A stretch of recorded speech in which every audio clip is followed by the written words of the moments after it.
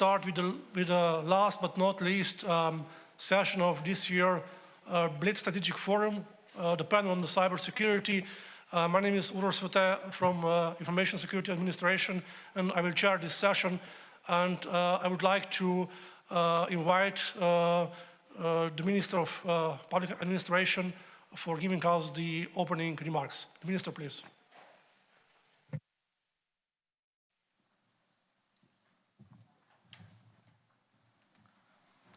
Thank you.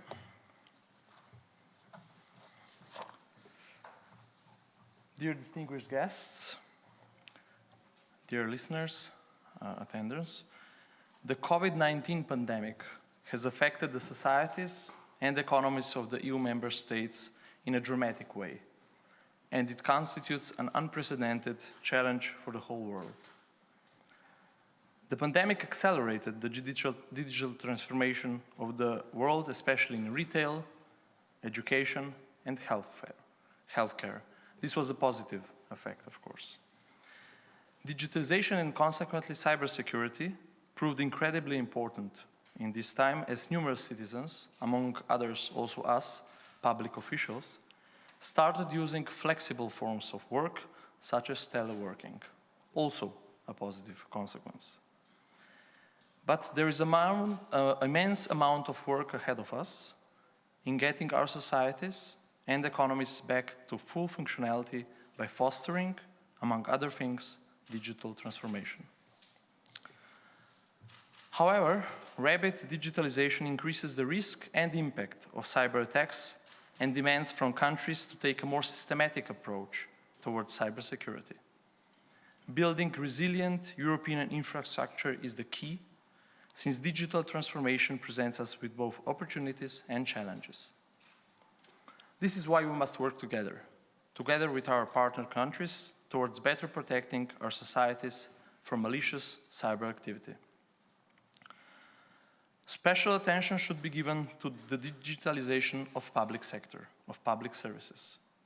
We should be able to maintain and foster a responsible and sustainable European digital ecosystem, particularly in sectors of strategic importance and the area of key infrastructures, among others, 5G, which also includes 5G. Since digitalization has far-reaching effects, it needs to be addressed coherently across the EU's internal and external policies. In recent years, indeed, the EU has scaled up its resilience and its ability to prevent, discourage, deter, and respond to cyber threats and malicious cyber activities. We are regularly implementing the framework for a joint EU diplomatic response to malicious cyber activities, which allows the EU and its member states to use all common foreign and security policy measures to prevent and respond to malicious cyber activities targeting the integrity and security of the EU and its citizens. The upcoming review of the NIS directive is a very important step in strengthening the resilience, as well by further reinforcing the security of networks and information systems within the Union. Slovenia, together with the EU, remains committed to a global, open, stable, peaceful and secure cyberspace. Therefore, we reiterate the need to strengthen international cooperation in order to promote the rules-based order in this area. Working on Europe's digital future demands investing in research, improving skills to increase competitiveness, and providing funding to achieve these objectives. We look forward, among others, to the upcoming proposal of the Commission on the establishing of a joint cybersecurity unit. We also believe that the establishment of the European Cybersecurity Industrial, Technology, Research Competence Centers and the network of national coordination centers is a step in the right direction. I also intend to exchange views on this subject matter with the EU Commissioner for Internal Market, Mr. Breton, in the end of September. Lastly, I would like to thank our distinguished panelists for taking their time and participating in the Bled Strategic Forum and discussing the topics of cybersecurity, topics to which Slovenia attaches great importance. I wish you all a fruitful debate. Thank you.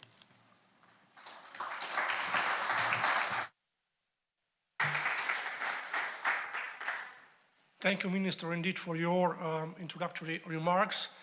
And ladies and gentlemen, as I mentioned before, we are starting the last session. Unfortunately, we cannot host all the panelists here in Slovenia, in Bled, during the corona pandemic.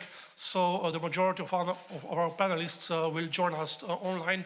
And of course, we will then have a kind of mixture session, some part of them, of it physically and part online. But due to the Slovenian government priorities for the next year EU Council presidency, you can right now already pencil down the next Bled Strategic Forum.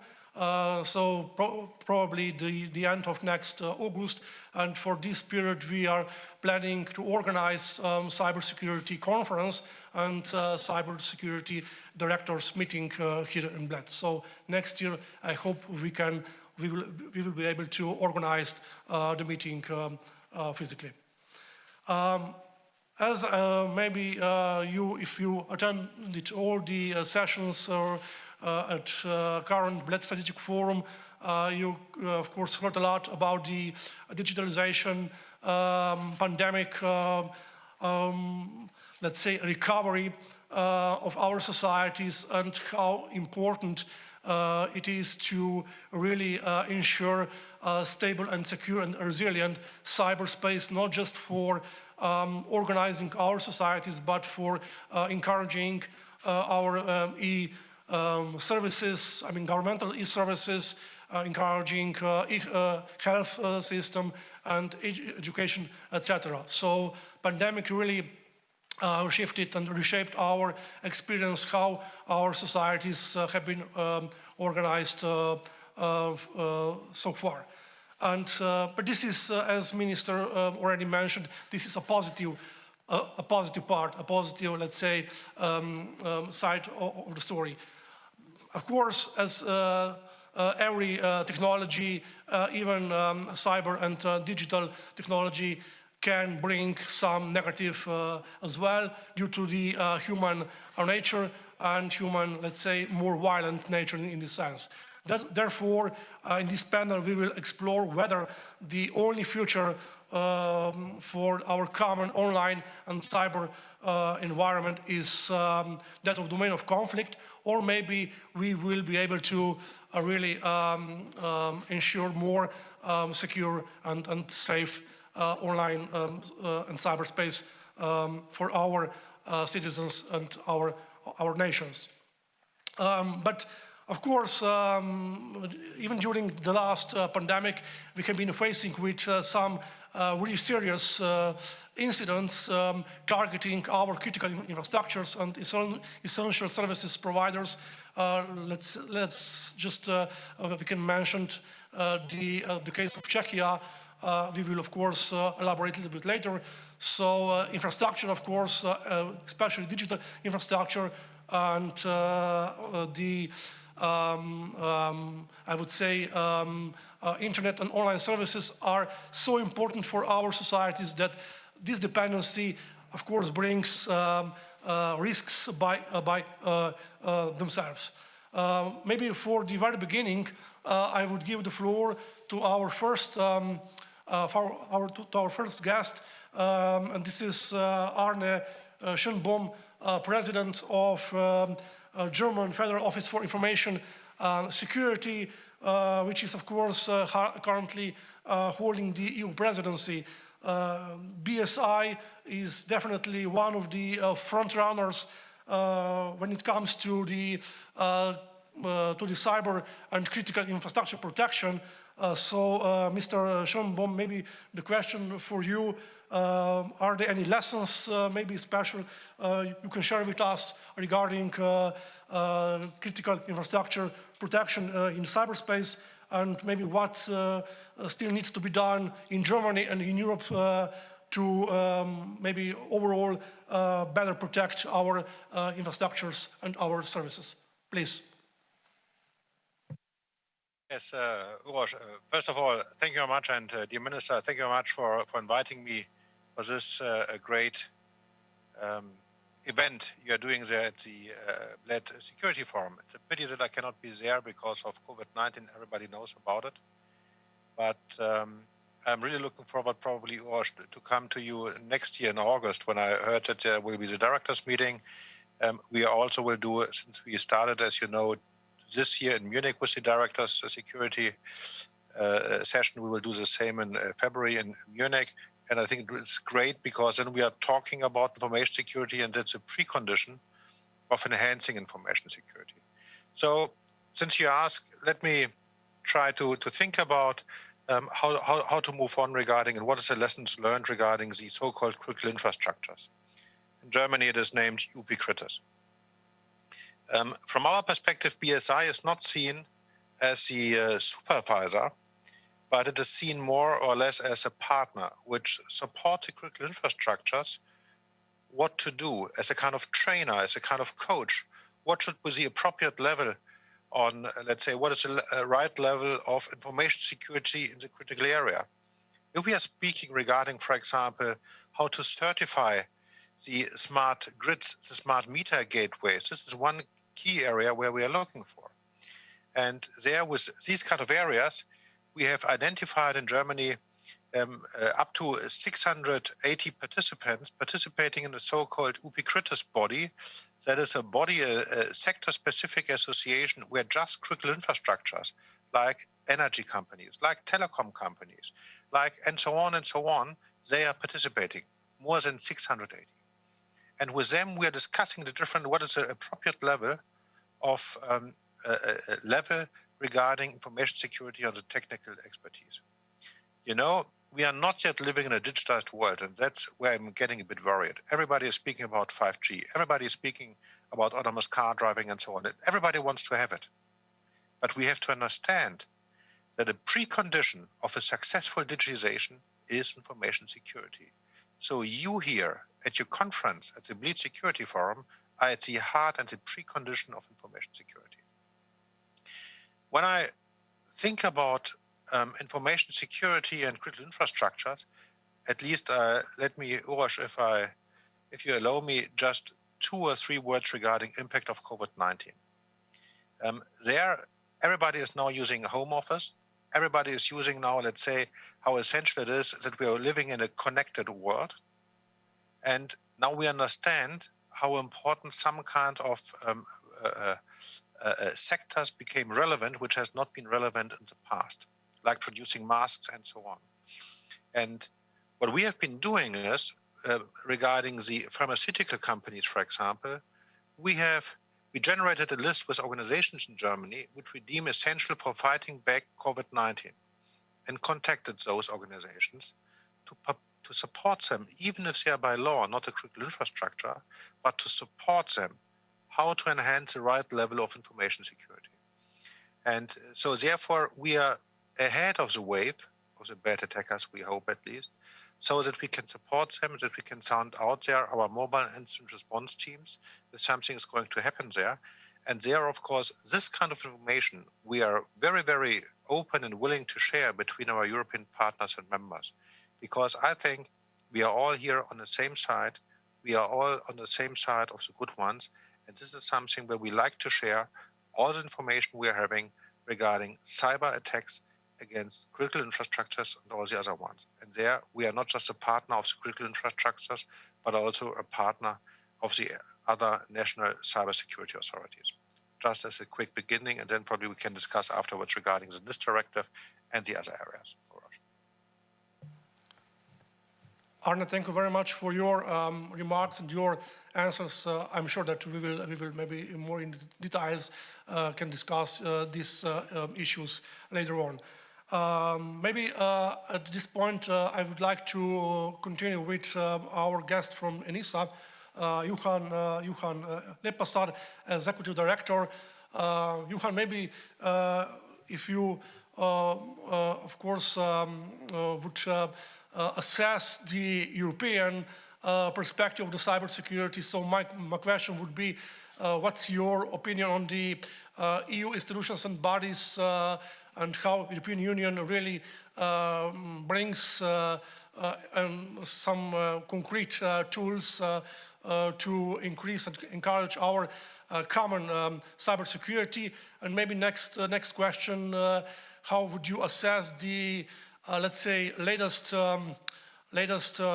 development in the global let's say, infrastructure, where we can see that there is some intentions to make sometimes united and unique cyberspace more divided. So how would you, as Executive Director of ENISA, assess this latest development? And thank you for inviting me to take part in that forum. And I really hope that next August I would be able to participate also in person. And I also would like to welcome the initiative of the Slovenian government to organize the directors meeting back to the platform as well. I think it's very important that the different cybersecurity actors that are on the front line of keeping Europe cyber secure meet often and regularly. And as Arne as well mentioned, they also have a plan that in Munich this year, the directors meeting will take place. And these contacts are very important also when we talk about in the context of COVID-19, because to maintain a regular common understanding of the cyberspace and cyber awareness is one essential element of Europe's common approach. Of course, when we look at what is the role of the EU institutions, then as I noted, the frontline cybersecurity rests within the member states, but the institutions can help to synergize the activities of the member states, but also to build the framework within which this cooperation will take place. Cyberspace does not know any borders, and cooperation and coordination is essential for keeping Europe as a whole and our internal market cyber secure. Of course, when we look at the COVID-19 context, then we see that though a lot has been done, still a lot remains to be done, and information does not flow freely. And we see that also within the context of single member states, where cyber experts have reached out and formed coalitions in order to help healthcare sector and other sectors to raise their awareness of cyber risks. We've seen that also the need for exchange of information at the union level. During the COVID-19 pandemic, there was an increase of cyber attacks. Malicious cyber actors wanted to take advantage of the pandemic, but also the incidents and the attacks moved during the pandemic. So it wasn't fixed in one sector. Initially, the target was hospitals, then research institutions. So we've seen that a number of different sectors and actors can be targeted during this pandemic. And an exchange of information between technical, operational, strategic level regarding cyber threats and the general awareness of the cyber landscape is very, very, very important. And ENISA also has helped in there trying to pull different information sources together and distribute this not only for the member states, but also for the EU institutions and agencies. Of course, when we look at the future or what will happen in the future, I think it's very important to understand that also from the lessons learned of this pandemic, what we have seen is a 667% increase of phishing attacks during the months of pandemic. We've seen 30% of increase towards attacks of healthcare sectors across all critical infrastructure. But this has not materialized in the sense that we haven't seen a full-blown cyber crisis, cross-border, large-scale cyber crisis in Europe.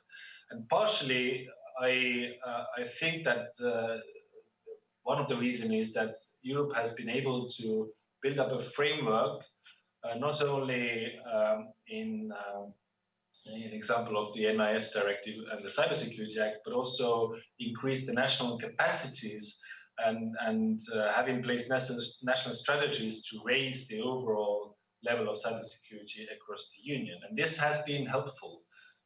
We are in the process of now evaluating how the NIS directive has helped Europe to become more cyber secure. The agency in particular looks at how the operators of essential services have invested into making their services more cyber secure and ensuring that the critical infrastructure is well protected.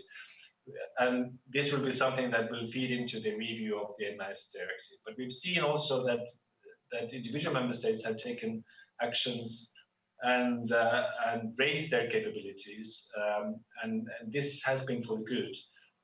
We also seen that a number of national but also European actors have reached out and to build stronger coordination cooperation mechanisms, and this has helped as well.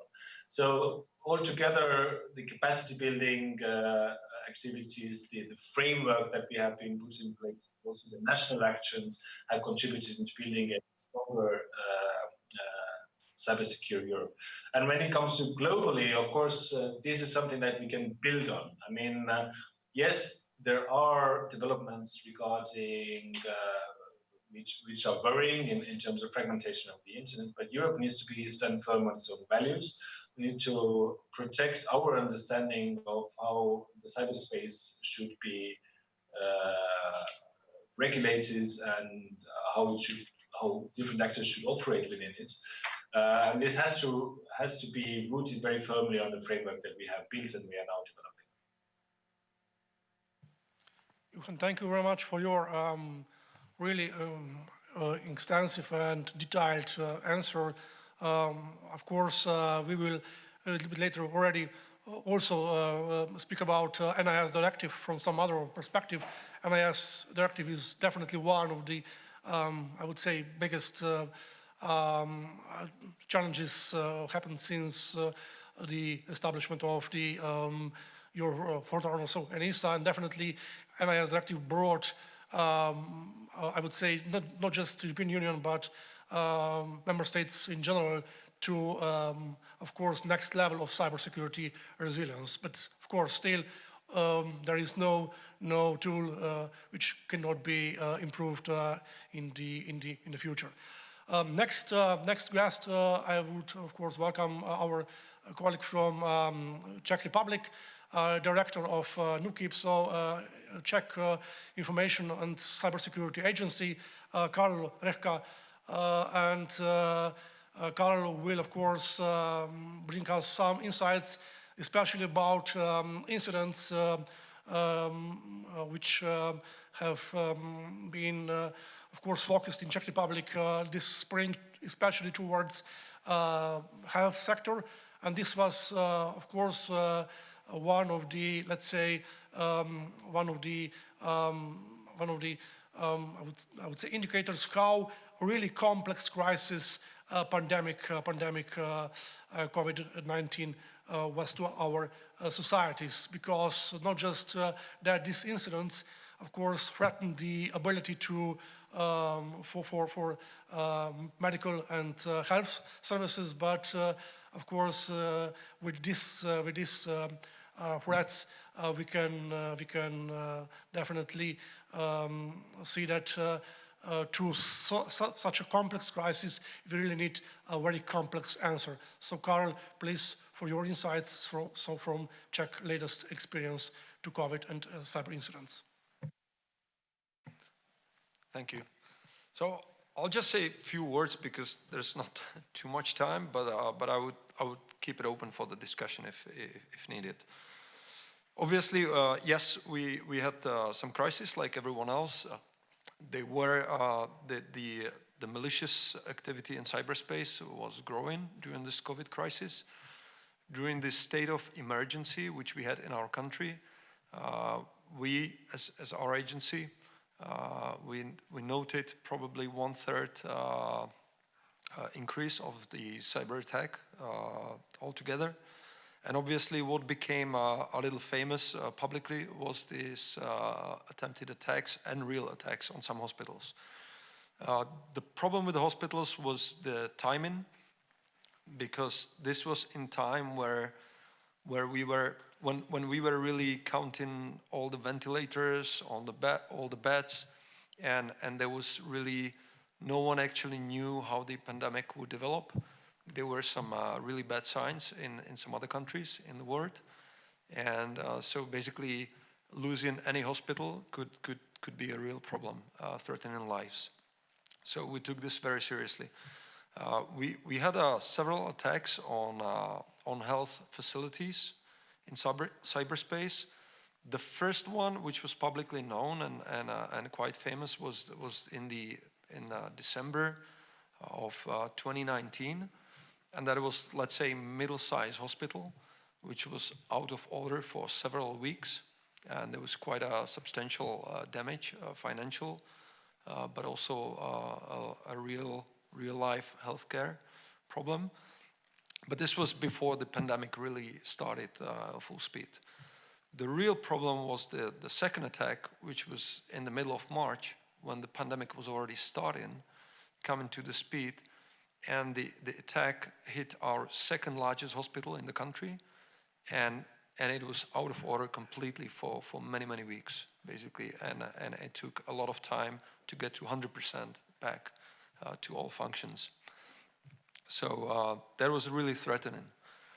And then we had another one for a psychiatric hospital, which didn't have so much impact, but still it was an attack on hospital. And then at a certain point, which was in the middle of April, we, as the agency, we received some information, or maybe intelligence, I would call it, from our domestic and international partners. And that was very specific information about some potential actors and threats and capabilities, and with a quite specific time window. And basically the information was saying that there is an imminent threat of the massive campaign of attacks on our institutions. It wasn't too specific, but it was proposing that the medical sector would be the main target. And we compared this information. We did our own activities, and we were doing our own activities in the meantime. And some of the information we collected, the technical information from Cyberspace, was suggesting that the preparation phase of the attack is probably on already. And basically there was, I don't want to go to details, we may go during the discussion, but it was quite an interesting lesson and learning process, just the decision-making process, what to do, because it was quite serious. And later, basically, the way we solved it, or the course of action we chosen, was that we issued the binding statement of warning, which is not just regular warning. It's a binding act, legal act by our cybersecurity law, which is binding for certain subjects which are regulated by our law. And so we issued this warning, which is the second issue in history of this warning. So it raised a lot of attention, a lot of media attention, and we think it worked. Obviously, it wasn't just a warning. With the warning, we issued some very specific information. There was this IOCs, the indicators of compromission. There were the potential attacker IP addresses, hash of files, and so on and so on. And we think, and this wasn't only one, because this was already the peak of the crisis, but before that, based on those previous attacks, we issued also, which is again, it's a measure from our Cybersecurity Act, and we issued some so-called reactive measures. So basically we ordered certain subjects to do certain things to prevent similar attacks, and it was based on the analysis of the previous attacks. So there was multiple things, plus we were doing regular support, analytical support, advice, and so on. And this warning was like the escalation of everything, basically. We think it worked because obviously it's hard to say what would be if it wasn't, but we know that there were quite a few attempts There were some indications that the attack was realistic. Some of the IP addresses we provided, many organizations reported that they were scanned from those addresses, their systems and their networks. And we know, what we discovered from our level, we know at least 10 healthcare, medical related facilities and another 9 state facilities which had an attempted attack on them. But none of them was successful. Everything was stopped with very little damage. And so we consider this quite effective because everyone was really focused, switched on. All the subjects, even those subjects which are not obliged to report, were reporting. They were asking for the support, and we think this all helped basically. Also, as you know, it initiated some actions on the diplomatic fields, some declaration within the EU. We started some action in the UN. There was quite famous statement of the Mike Pompeo warning against any attacker not to attack the medical facilities, and he was using us as an example. So it also had some. It's a very negative thing, but it also had some positive impact on basically everyone condemning this behavior. And if I would take some lesson from it, and we have a number of lessons now, and now the health sector, cybersecurity of the health sector is the #1 priority of our Prime Minister. I got very specific tasks to do, and we are working very hard with the Health Ministry now and other subjects to increase the cybersecurity. And we do a number of steps in a legislation and regulation, in specific steps, basically in education of medical personnel and in multiple areas. So we took some lessons, and if I would generalize the lesson of this crisis from my point, was that the first point was that the cybersecurity is a complex issue. It's not IT issue, and I think I always say, because many strategic managers and strategic leaders and top leaders, they kind of tend to think that it's an IT issue. Let's give it to the IT guy and we'll take care of it, you know. And I'm saying it's not IT issue, it's a management issue. So that's the first one. The second lesson I took out of it is cybersecurity is about teamwork. Not any one organization can handle it. Everyone must work together. Strategic communication is a key, absolutely key. Very, very crucial. It can do a real damage during this crisis. And it was one of the things which worked fine. The last one is that it's too late to build or repair the system in crisis. You have to work before the crisis comes. And if you start doing this in crisis, even with very sensible things, the subjects are just too smoked, too stressed. They're not able to absorb any help, basically. So you need to build that system before the crisis comes, as everyone who served in the military knows. It's like, you know, with the training and soldiers and everything. And so from my perspective, the situation which came was not real surprise. I mean, you can expect that if you have system overloaded, a system in crisis, that's where you attack. You won't attack the enemy when he's strong and okay and fine. You will attack when he's weak. That's exactly what happened. Plus, also for cyber criminals, it was a good time for attack. And the medical facilities were a good target, so it was perfectly sensible. It was terrible, but it made sense from the opponent. And it was useful in a sense. It was terrible, but it was useful in a sense, because I think, at least in my country, I think this was the biggest wake-up call in cybersecurity ever, probably. So that's it. Thank you. Carl, thank you so much for your really detailed answer, and of course, thank you for sharing with us your experience, which is really fruitful for all of us. We started with European focus. Maybe now it's time for get some insight from the US. So with us is, as our next speaker, Professor Richard Hartnett.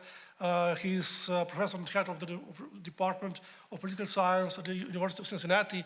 So, Professor Hartnett, my question for you will be, because you are coming from the academia, if you can share with us your personal opinion, what will be the future of the cyberspace? Will be just an issue of confrontation, or it's the future more bright? So, and then of course, my next question is how you see the transatlantic relations regarding cybersecurity. Well, thank you very much for the invitation to participate along with my distinguished colleagues on this panel. Some may know that I do have a role from an advisory standpoint, so I do need to say that I'm speaking today. These are my own comments, and I don't speak on behalf of the U.S. government in any official capacity today. But to answer your question directly, I think the future can be bright if we understand the fundamental nature of cyberspace and how to secure it. We must recognize that it's primarily an environment of strategic competition rather than conflict. And thus our security strategies must reflect this. State actors can now impact national sources of power, be they economic, military, informational, diplomatic, without the traditional means of war. And so our core question really has to shift from how to manage conflict to how to manage inherent competition. And how do we advance our interests in the vitality of cyberspace without allowing its inherent vulnerabilities to overwhelm it? The United States this week declared its operational approach as a doctrine of persistent engagement, in which security rests really on being able to anticipate the exploitation of that inherent vulnerability before it occurs, and working in strong partnership with allies in the private sector to change the conditions of security and insecurity within cyberspace. So rather than apply the same strategies we use to prevent war, such as reactive postures, such as deterrent threats, persistent engagement seeks to defend forward and actively seize the initiative back from cyber aggressors. So this week, General Nakasone, who heads both U.S. Cyber Command and the National Security Agency, talked about a mission with Montenegro as an exemplar of allied cooperation. In that case, U.S. cyber troops worked closely with its allies in what General Nakasone called Hunt Forward mission, to actually improve American cyber defenses ahead of our upcoming presidential election that we're now entering into. Aside from advancing national security, persistent engagement can advance international stability as well. So on Saturday, for example, U.S. Cyber Command publicly discussed an operation, the disrupting of digital money laundering capacity of North Korea, which was being used to undermine United Nations sanctions against that government. So it's a great example of how persistent engagement can advance international organizations, law, and ultimately stability. Importantly, the announcement highlighted the opportunity to work as well with the private sector, and in this case, it was the banking and financial industry to reduce cyber vulnerability. And as my colleague from the Czech Republic just noted, right, that sort of anticipatory intelligence can position private sector and critical infrastructure to anticipate exploitation of vulnerability and take that away, right, in a defensive measure prior to an aggressor engaging in an operation. So overall, cybersecurity, I think, to answer your question, can be made brighter if we understand that this is going to take a whole of nation plus framework. So the doctrine of persistent engagement gives us an operational context, but a whole of nation plus framework is really how we have to be oriented. We have to seek at national levels to coordinate efforts across government networks. And as my colleagues know, sometimes that's easier said than done. Right? We have to create a private public sector alignment that allows for different interests. So we have to allow the private sector to wake up in the morning seeking profit, and the state actors being more primarily focused on security, but that alignment can produce greater stability. And then we actually have to engage our citizens, right, to be active enhancers of cybersecurity, not just inactive bystanders. We have to build that civic culture, right, in which we recognize that every time I interface with the digital, when I act with the digital interface, that I'm either enhancing national and international cybersecurity or decreasing it, but I don't have a neutral effect. The plus in a whole of nation plus framework is that we have to do this not just at the national level, but as Europe is doing at the regional level, and what I hope to see more and more often is across the Atlantic through our alliance structures, and being able to do it more effectively in that broader context. So happy to take on those issues a little bit more in conversation, but I'll leave it at that. Thank you. Thank you so much, Mr. Harknett, for your comments and your opinion. And you mentioned the private-public cooperation and partnership, of course, as a best practice, how to ensure more stable and secure cyberspace. And this is excellent starting point for my next question, because our next speaker is Mr. Kasper Klinge, Vice President for European Affairs, Microsoft. And of course, my question will be why for Microsoft as a company, not as, of course, national stakeholder, is so important to be a part of the story, how to, let's say, ensure digital peace and stability. So why this topic is so important for Microsoft. And of course, there is next question maybe for you.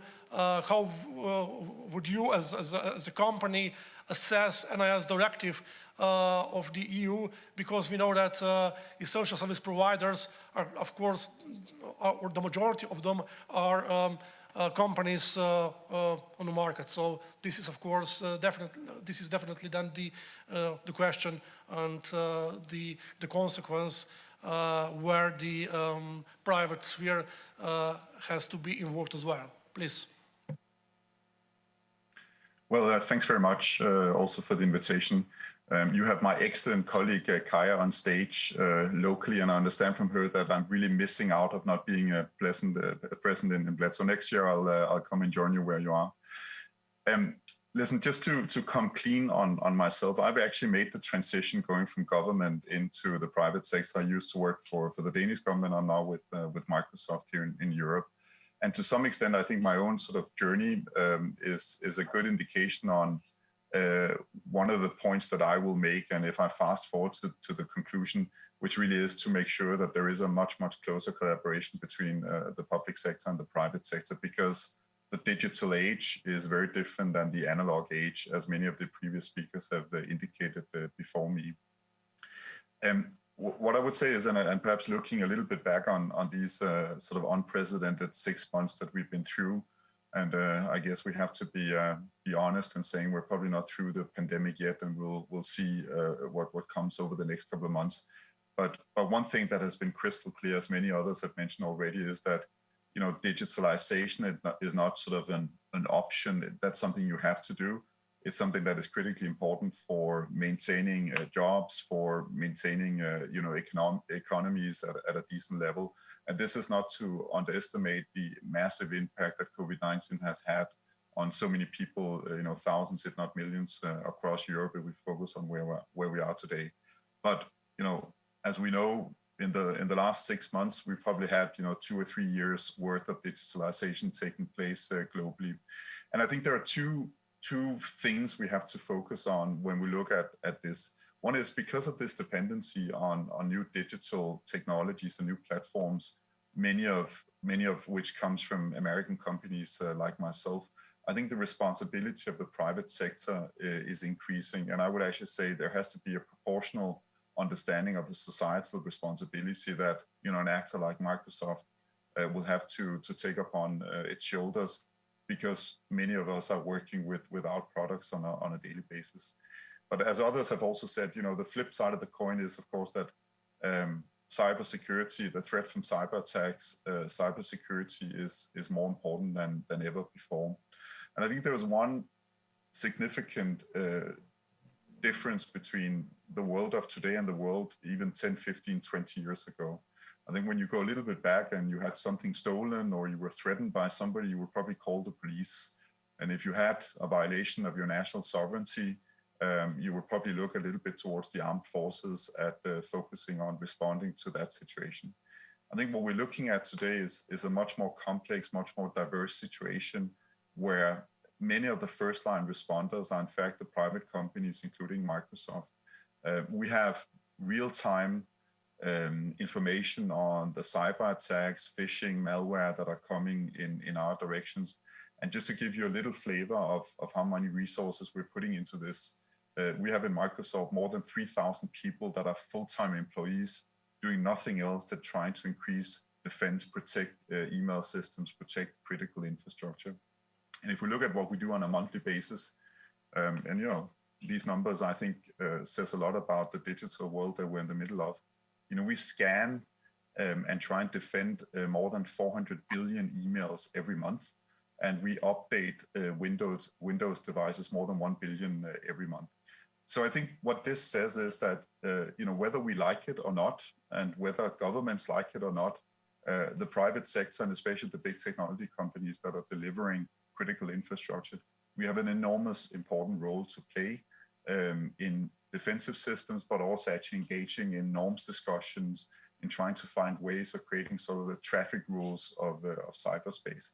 So to answer your first question, I think the point here is that we feel we have an obligation to engage in panel discussions like the one we have today, but we also feel we have to engage on big international debates, whether it's in the United Nations or whether it's in NATO or the European Union. We want to make sure that we help create the trust that is really the basis for citizens and enterprises using the technologies that we help develop. So for us, it's not a question whether we want to or not. We simply have to engage in making sure we also provide our insights to the debate that is going on. What I would say, just in addition to this, I think the point here is that, and again, coming from a government side, we have to make sure that we really build bridges between the private sector and the public sector. We don't fully comprehend on the government side the magnitude of the threat from cybersecurity as it is.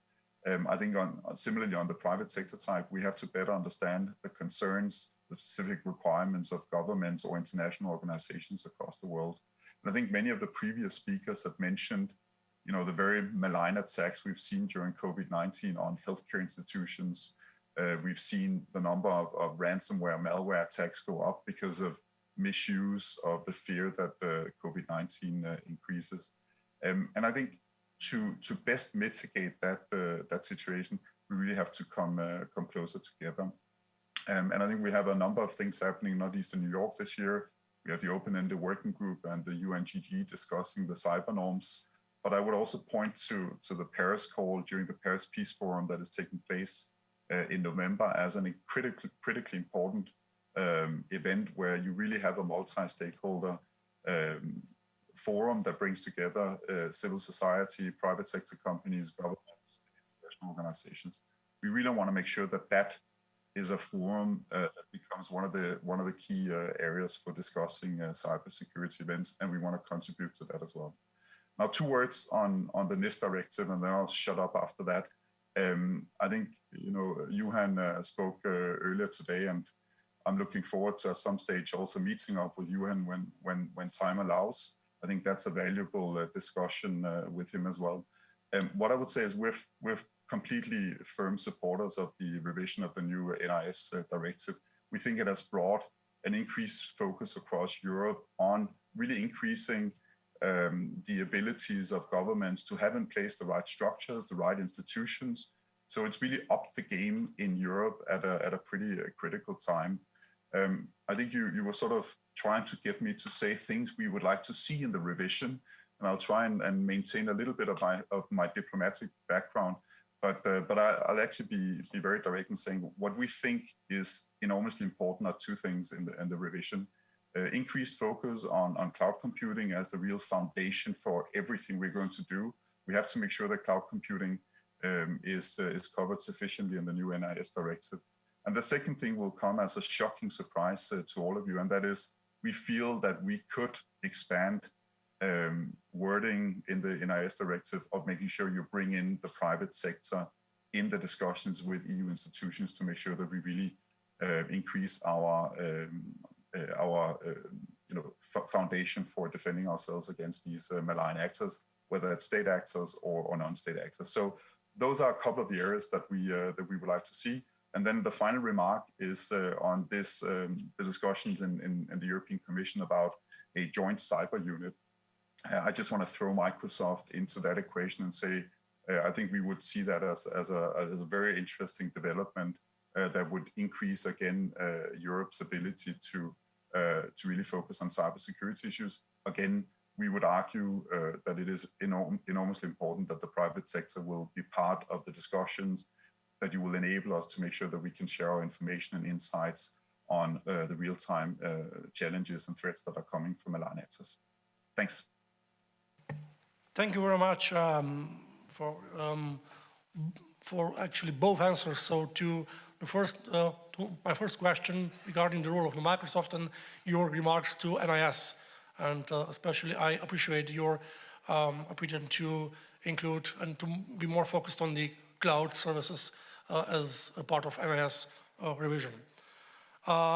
Malicious behavior is unacceptable in cyberspace even from international norms.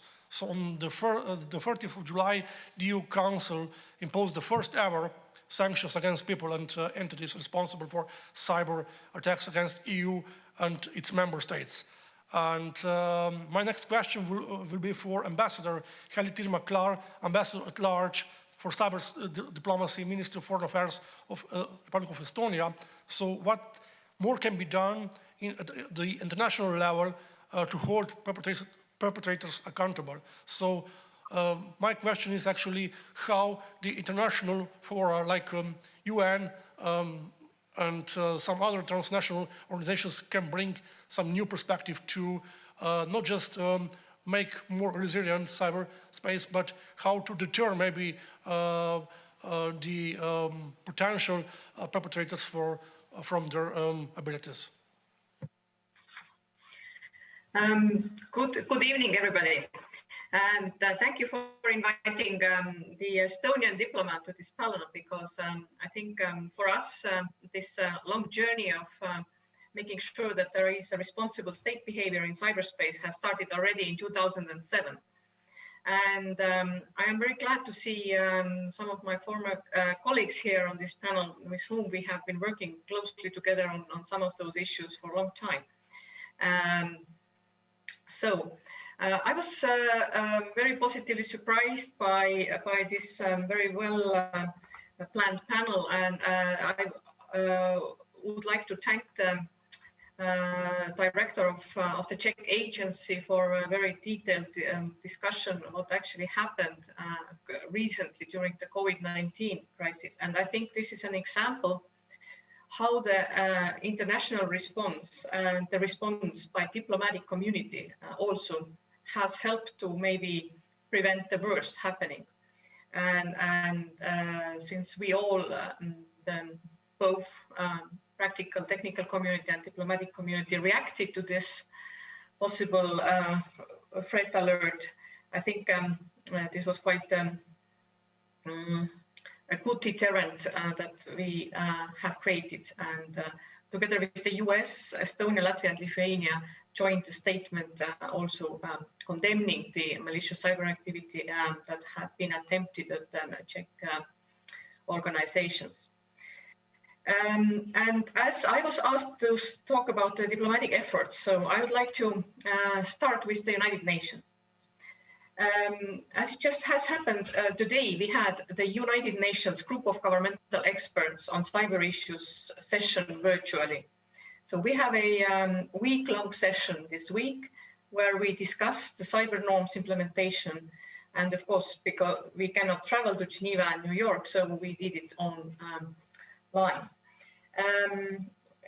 We have seen for some time already that although the governments do not agree always on how we are implementing the norms of state behavior or how exactly we bring about the cyber stability, there is one constant that we can observe already when we look at the governmental behavior or state behavior. All the governments still observe the existing international law. The principles of the existing international law are something which have been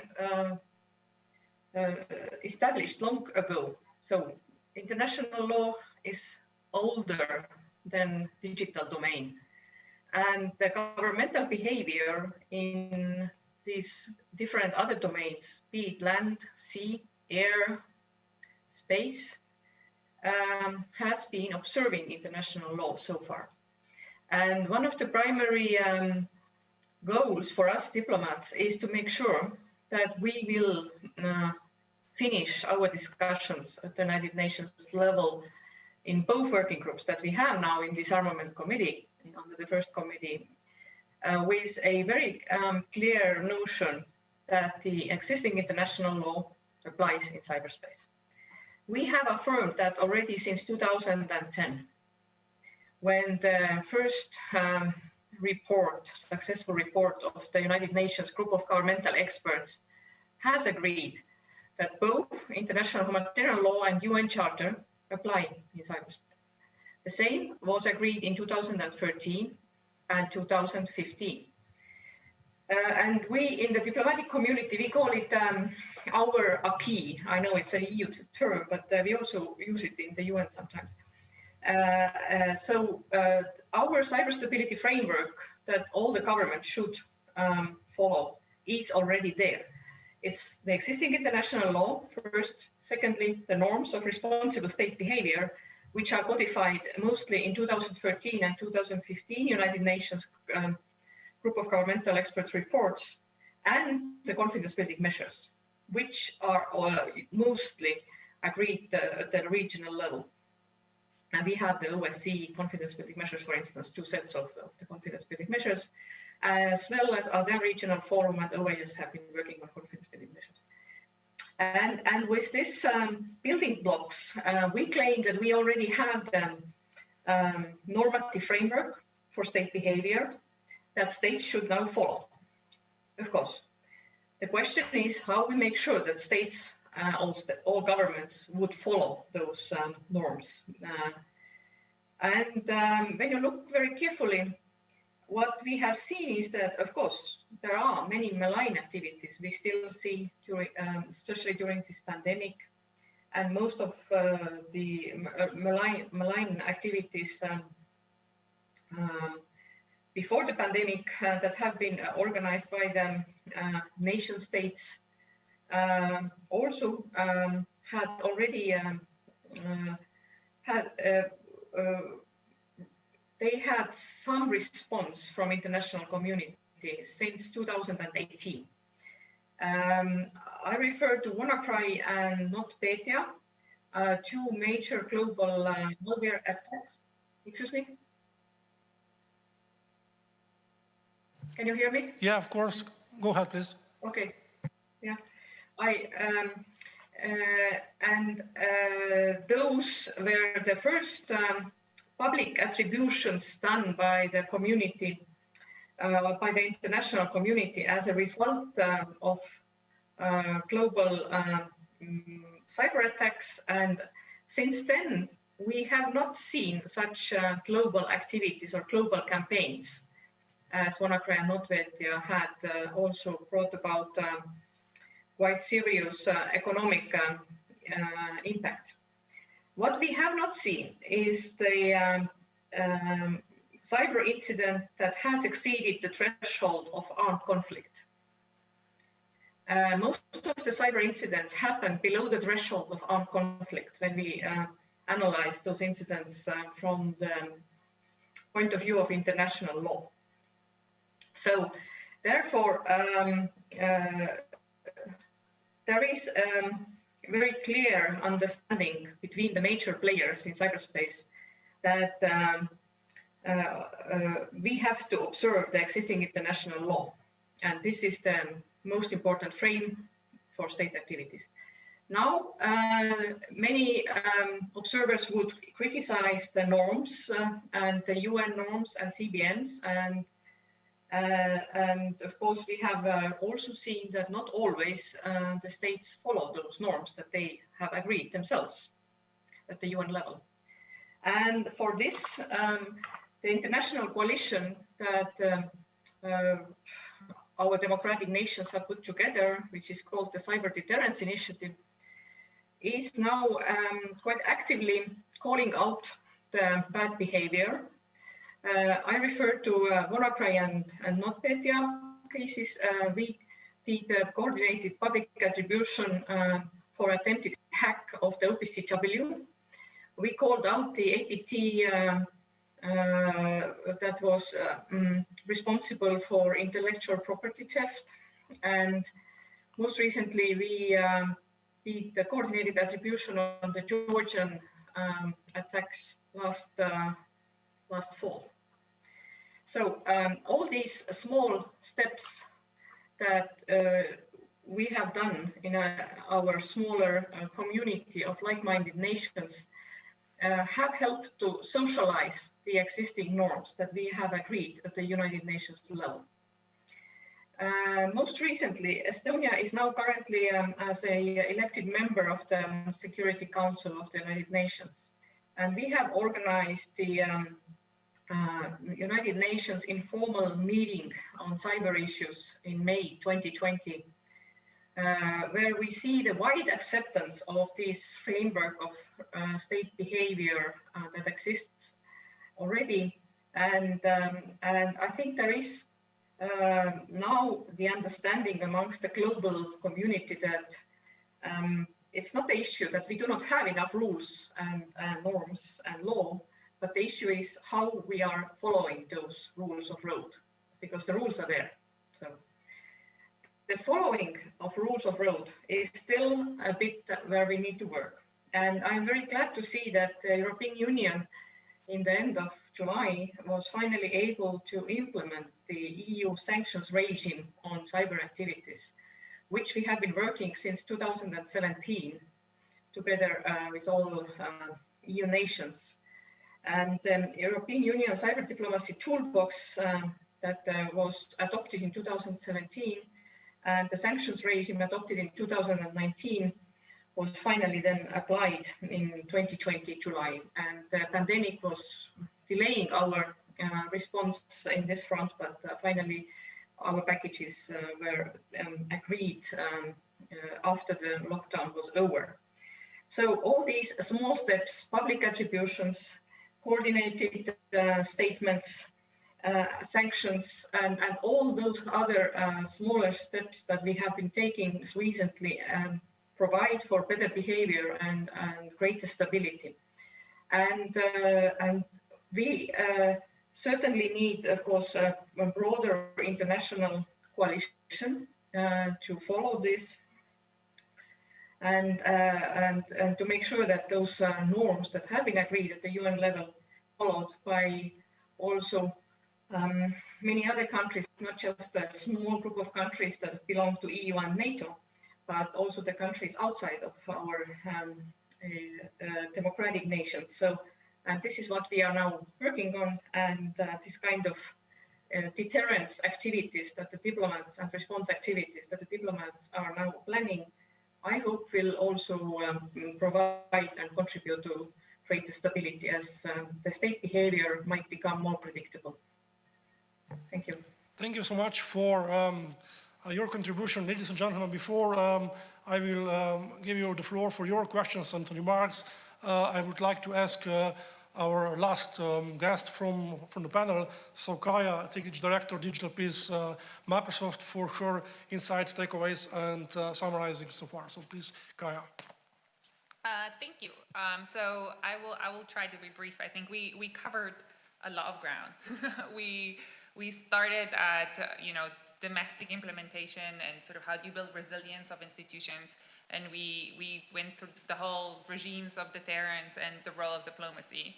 So maybe I'll summarize the 3 points that stuck with me most, and then I'll throw a couple of questions at you all to start the discussion in the room as well. The first one, I think, is the importance of values resonated with me. I think the minister started at the beginning talking about the free, open, secure, accessible cyberspace, which I think kind of was a theme that went through the discussion earlier. And then another aspect of it was the importance of instilling these values into individuals to make them be more active and responsible citizens as they interact online, more aware citizens, I would say. I think the other point that stuck with me was complexity. I think, and particularly at the beginning, there was a lot of recognition that this is a challenging environment and that it requires collaboration, partnership across a series of different actors. I think the COVID-19 crisis, as was mentioned also, suddenly made people realize that other aspects of our economy could be critical. As we talked about critical infrastructure, suddenly new things became critical in the last few months. Building from that, I think partnership was another key point that came out. A lot of the speakers said, sort of stressed the importance of talking with each other, collaborating, having meetings, making sure that everybody understands what terms mean when they say it, which is I think why everybody was excited that they're coming back next year in person. But also the importance of working with the industry, not just the tech industry, but the critical infrastructure, the healthcare partners, the banking sector, and then also the infrastructures that kind of run beneath them, like the cloud, and providers of those. I think with that, I would probably say almost start us with another couple of questions, which is the first one, and I think this is to anyone on the panel, was we talked a lot about the like-minded community and about the transatlantic partnership, or even just the EU. But as we all know, this is a global space. How do you, as Heli mentioned earlier, how do you broaden that community? How do you bring new actors into the same way of thinking and to upholding the same values? Whether it's upholding norms and implementing them, or working together to improve resilience? How do you ensure emerging economies can be brought on board? How do you ensure that countries like India and Brazil are also part of this conversation? And then the second question, which is sort of more my question, it'd be great, I think, for everybody to also learn a little bit more about what Slovenian priorities are in this space. Both in terms of going into the presidency and just as your fairly new role. So wanted to start us off there. Thank you, Kaya, for your takeaways, summarizing, and your questions. Maybe if I may start with the last one, very briefly. So as you know, and of course our audience knows as well, one of the priorities of the Slovenian presidency is definitely, let's say, the coping with complex crisis, and among all these complex crises is of special importance the coping with cyber incidents and cyber threats. So what concretely are our priorities? I would say that definitely we will pay a special attention to the NIS directive, not just because the revision process probably will be finished right in the middle of our presidency, but because we we are deeply convinced that an NIS directive is excellent starting point, but should be adapted to the new reality. So what does it mean? That means that we should be more concrete and more precise to get common European methodology to identify and to declare essential service providers. We should be more concrete and more precise how to exchange operative information and data regarding cyber threats incident response, and we should, as you mentioned, be more concrete to identify and to oblige to the NIS directive for new services, cloud services, what are today, from my perspective, not so concrete identified as maybe should be. So this is, and of course, the next part of the cyber priorities, of course, are those connected with common European capabilities to really get, let's say, much more secure and resilient European Union in whole. So that means that we should think about how the EU would provide some kind of support for member states and how the information about the incidents should be really exchanged, not just at the level of certs. This is already working for years. This is maybe very briefly, if you are satisfied with the answer. And maybe because we are a little bit close to our schedule, I will open the floor for you, ladies and gentlemen, if you have some remarks, some questions, concrete or just some comments on this debate, please.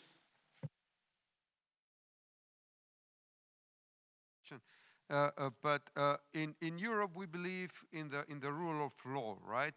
And whereas cybersecurity somehow, when you look at the media, always gives us the feeling of a James Bond spy movie.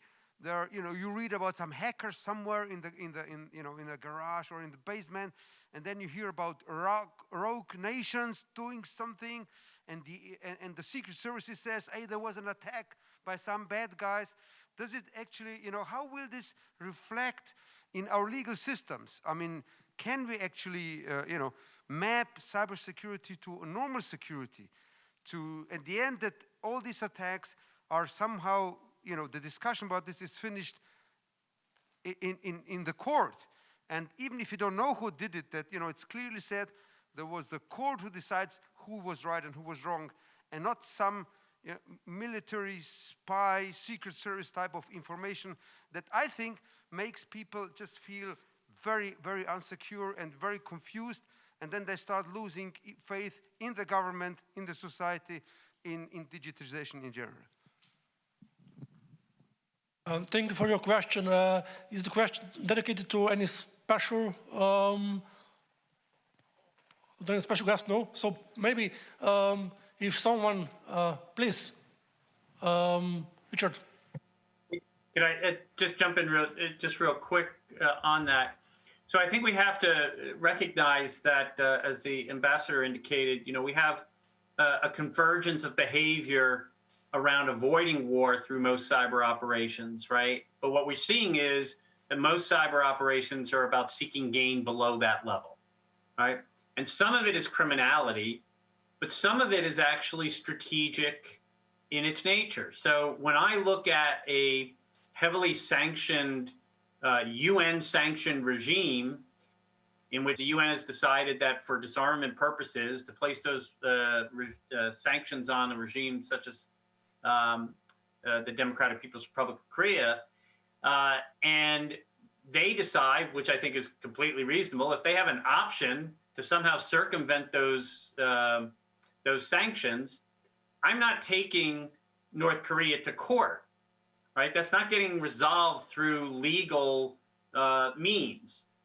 That is a strategic action on the part of that state to undermine those sanctions. And so state actors then have to decide, is there a way to support international law and sanctions by taking away the capacity to circumvent them? So in this case, the digital manipulation of financial transactions that lead to a UN report last year that indicated that something like $2 billion had moved into Pyongyang's coffers without the use, through sort of digital manipulation.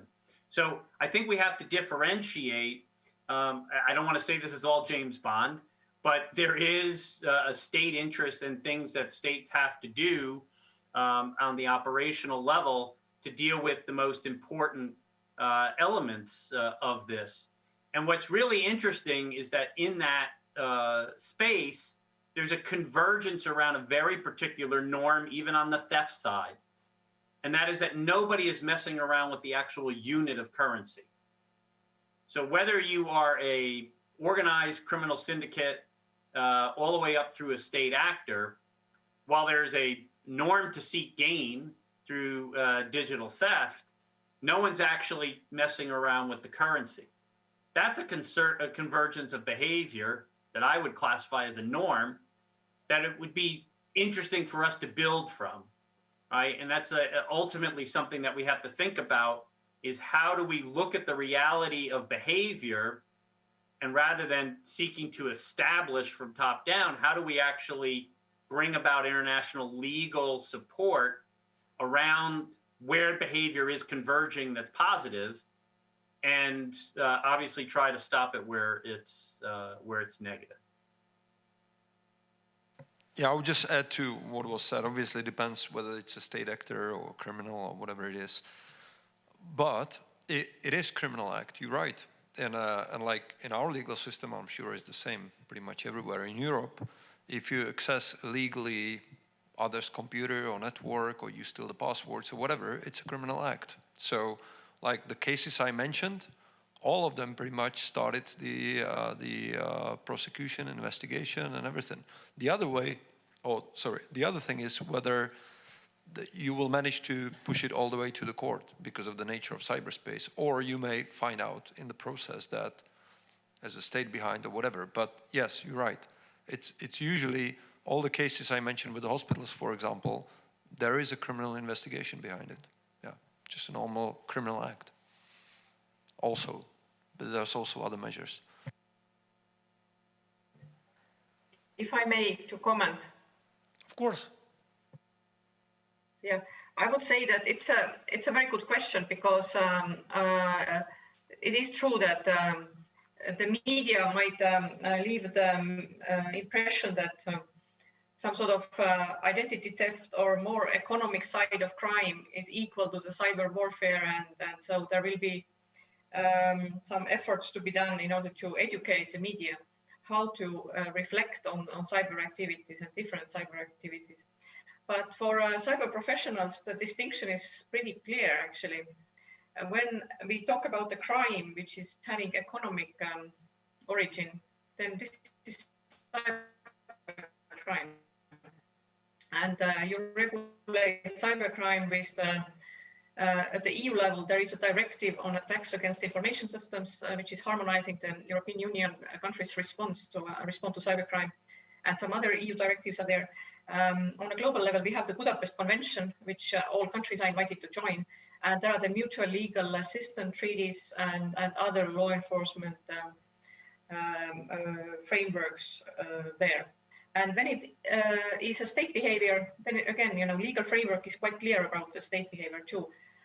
Above the threshold of armed conflict, we have the international humanitarian law. Below the threshold, we have UN Charter and law of state responsibility. And the law of state responsibility actually bans the countries to organize the internationally wrongful acts. And it also bans attacks against the critical infrastructure in peacetime. And it also, the UN norms have said that countries should assist each other in case of critical infrastructure is attacked, and countries should not harm certs of other states or use their own certs to harm other states. So I think for us who are dealing with cyber issues for a long time, the rule of law is there. But of course, I agree with your question that media might depict as a cyberspace as a lawless space. Thank you. Can I have just one comment? Please. Yes. Saša Nožić-Serini, Community of Democratic Choice, Slovenian office, and CDC Digitagro. The question is enforcement of that law. So we have international law already for everything, but enforcement, like how you intend to enforce that to that country? Just a comment. Any reaction or answer? No, I think it's an excellent distinction. I'm sorry, Madam Ambassador, I didn't mean to. No, it's okay. Do you want me to go or? Yeah, please. Oh, okay. So I just very briefly, I think it's a very important distinction. And as the ambassador indicated, I mean, there are legal enforcement mechanisms, right, through the Security Council and other means that you can do that. What I'm just trying to suggest is if you look at where behavior is gone and where US, I'm just speaking from a US strategy standpoint, the addition here is to suggest that can you defend proactively, right? Can you defend forward? So if we know through intelligence gathering, again, quote, close cooperation with the private sector, where you can actually take vulnerabilities away because you can fix them, because you now have a better sense of how they might be exploited before that exploitation takes place, that in fact, you don't have to get to the stage of enforcement because you've actually blunted the attack before it's occurred, right? So that we can get to a point of anticipatory resilience in an environment in which we have constant action. Being in a constant reactive mode has put us behind the eight ball. So a very good distinction, but I would just add to the layer that beyond enforcement, one has to actually look at, through persistence, being able to remove vulnerability before exploitation.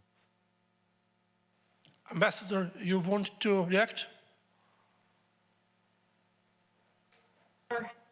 I just maybe wanted to react that of course we have to step up our efforts in implementing those laws. And when we look at the cleanness index of cyberspace, I think the European countries are on pretty good side, and we are able to investigate cybercrime and so on. But the question, of course, is what we do globally. And we need more capacity building in our global partners in order to make sure that all the countries in the world have the necessary laws to prosecute and investigate cybercrime and so on. So this is not the case yet. Maybe the time for the last question or comment. Then I will then just read the reaction we just got from the online chatting room. So we have 2 comments actually, or 3 comments, and I will just I wanted to share with you a comment from Simona. And she's, of course, emphasizing the idea that maybe the training or let's say this personal part of the cyber security should be emphasized as well. So that means that we should be more focused to not just to technical, but to let's say human parts of the cybersec, including companies and of course societies in general. And then there is one next comment from her: is there any regional or state level response teams for critical infrastructure? So she's actually asking if there is some regional cooperation. And as far as I know, there is no official regional cooperation, but we have few or several initiatives. But the most important, let's say, operative body for cyber threat is definitely CSERT network in the frame of the EU and CERT network globally. So computer emergency incident response teams have a pretty long tradition for mitigating with the cyber threats, but this is operative level. So what we should do in the near future is to, let's say, be more focused on the strategic level. And this is sometimes not so easy to be achieved because of the sensitive data, sensitive information, and of course, sensitive critical infrastructure. So the culture of certs cannot be just transformed to the strategic cooperation. Can I comment? Yes? Thank you. I just wanted to add that the EU has also built a framework which is called the Blueprint, which looks at the operational and strategic level. And of course, the concept of the joint cyber unit that the President of the Commission has announced also encompasses certain activities in this regard. So indeed, at the technical level, the CCERT network has been instrumental in building trust between the member states and the relevant technical communities. But we have also taken steps in order to ensure that the operational community and strategic community do talk to each other. And the directors meeting that Arne referred to, and you yourself as well referred to, that will take place next August. These are the important components of it. So I wanted to comment this because I didn't want to create this impression that we do not have networks or platforms where the different levels talk to each other. Thank you so much for, of course, your comments and questions, and all our participants for sharing with us real detailed debate. So once again, thank you for attending this, I would say, very fruitful panel. And now, before I will conclude this panel, I will invite to the floor our State Secretary at the Ministry of Foreign Affairs for sharing with us, Tone Kaiser, for sharing with us final and closing remarks of this conference, please. Thank you very much. Thank you.